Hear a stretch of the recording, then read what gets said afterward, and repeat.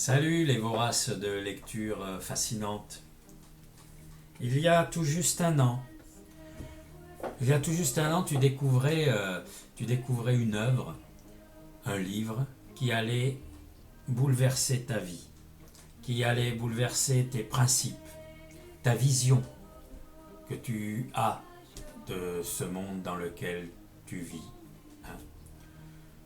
C'était un roman léger,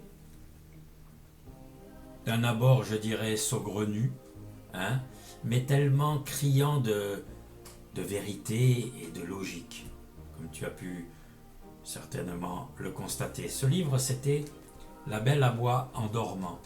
La Belle à bois en dormant qui était paru aux éditions Percé.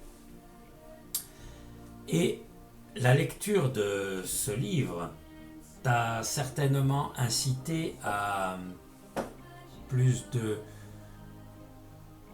méfiance, c'est le mot que je cherchais, plus de méfiance vis-à-vis des instances, hein, mais aussi plus de compréhension, plus de discernement vis-à-vis des événements, hein, que nous vivons chaque jour. Alors, tu as certainement été étonné, tu t'es sans doute posé des questions, hein, et puis tu as assimilé.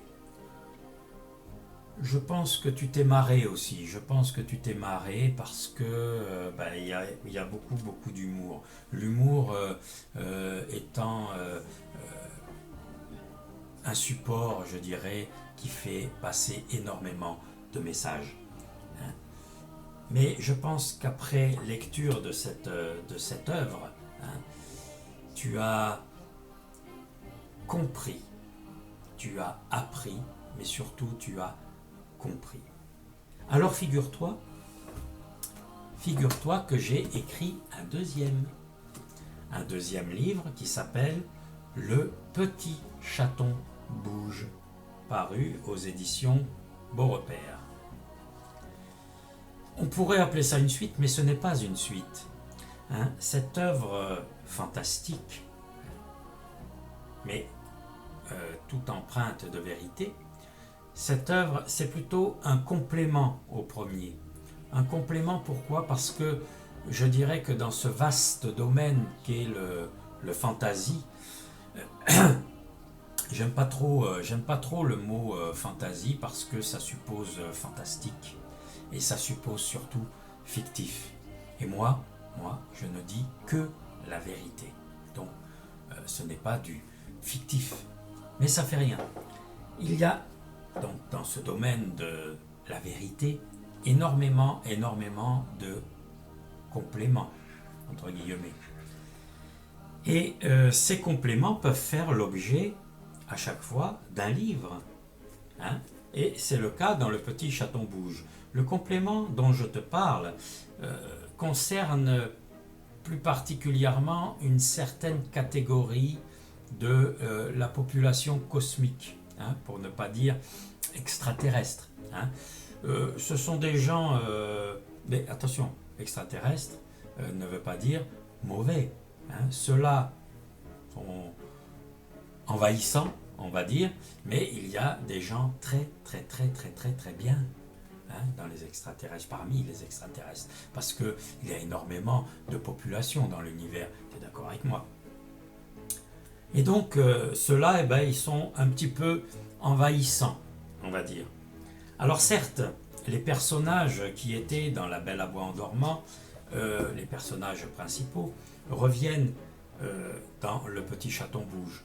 Parce que, étant donné qu'il y a énormément de compléments, il y aura d'autres ouvrages qui sortiront avec les mêmes personnages pour résoudre les problèmes évoqués dans les histoires.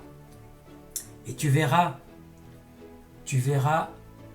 à travers tes larmes de rire, parce que celui-ci est également empreint de beaucoup d'humour, tu verras à travers tes larmes de rire que on peut se débarrasser de tout ce qui gêne, hein, de tout ce qui est négatif par l'humour, par le calme, la pondération, la tolérance et surtout, l'amour. Alors ce que je te conseille, eh bien, c'est de courir très vite. Courir très vite chez un libraire, mais pour commander Le Petit Chaton Bouge.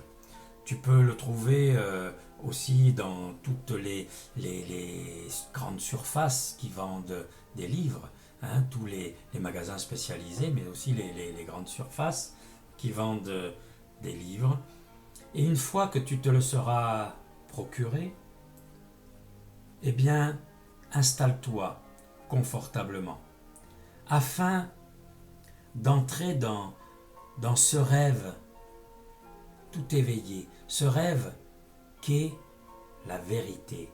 Tu entreras dans la vérité tout éveillé et tu n'en ressortiras qu'une fois que tu auras atteint la compréhension.